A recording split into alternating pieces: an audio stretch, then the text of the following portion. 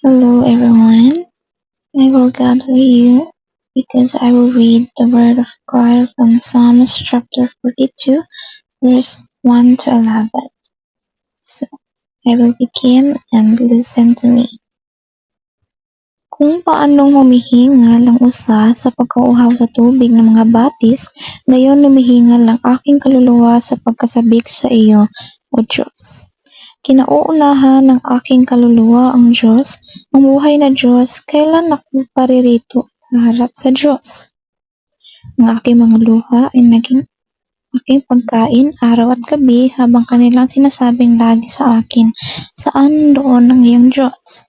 Ang mga bagay na ito ay aking naaalala at nalulumo ang aking kaluluwa sa loob ko kung paanong ako'y nagpatuloy sa karamihan at pinatnubayan ko sila sa bahay ng Diyos na may tinig ng kagalakan at pagpupuri na isang karamihan na nagdidiwang ng kapistahan.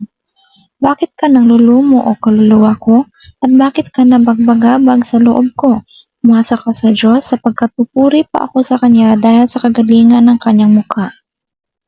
O Diyos ko, ang aking kaluluwa ay nalulumo sa loob ko, kaya't aking inaalala ka mula sa lupain ng Jordan at ng Hermonitas, mula sa burol ng Mizar.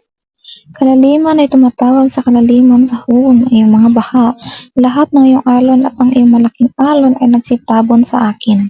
Diyan may uutusan ng Panginoon ng kanyang kagandahang loob sa araw at sa gabi ay isa sa akin ang awit sa kanya.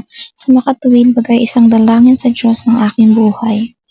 Aking sasabihin sa Diyos na aking malaking bato, bakit mo ako kinalimutan?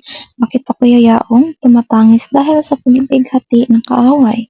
Nawari tabak sa aking mga buto na tinutuya ako ng aking mga kaaway, habang sinasabi nilang lagi sa akin, saan nandoon ang iyong Diyos? Bakit ka nalulumo o kaluluwa ko? At bakit ka nababagabag sa loob ko?